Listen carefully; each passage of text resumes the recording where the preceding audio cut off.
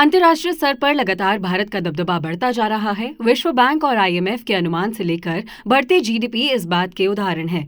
भारत अभी दुनिया की 5वीं सबसे बड़ी अर्थव्यवस्था है, जिसका लक्ष्य साल 2027 तक तीसरी बड़ी इकोनॉमी बनने का लक्ष्य रखा है।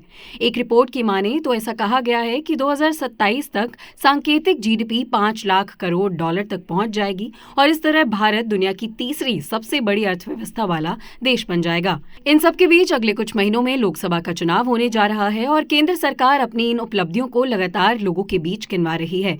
केंद्रीय मंत्री भूपेंद्र यादव ने एक सम्मेलन के दौरान ये कहा कि पीएम मोदी के नेतृत्व में भारत का कद वैश्विक स्तर पर बढ़ा है। इसके साथ ही दुनिया नवाचार और प्रौद्योगिकी के क्षेत्र में भारत के नेतृत्व को पहचानने लगी है। हाल में चंद्रयान मिशन में भारत की मिली कामयाबी को बड़ी सफलता बताते हुए भूपेंद्र यादव ने कहा, भारत सिर्फ 615 करोड़ रुपए खर्च कर चंद्रमा पर सफलतापूर्वक पहुंच गया। चंद्रयान 3 के साथ भारत की अंतरिक्ष यात्रा में सबसे महत्वपूर्ण बातों में से एक आत्मनिर्भरता का महत्व है। जबकि इसकी शुरुआत मिशन अंतर्राष्ट्रीय साझेदारी पर निर्भर थी, चंद्रयान 3 आत्मनिर्भरता की दिशा में एक कदम था।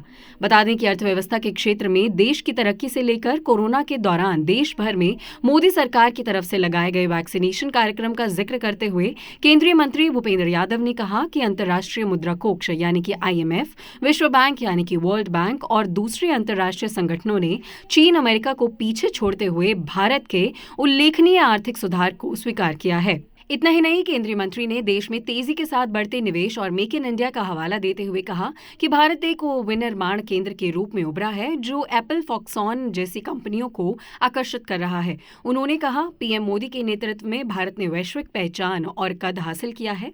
केंद्रीय मंत्री ने कहा कि एलिफेंट विस्पर्स जैसी अंतर्राष्ट्रीय स्तर पर प्रशंसित डॉक्यूमेंट्री भारत की उत्कृष्टता को प्रदर्शित करती है।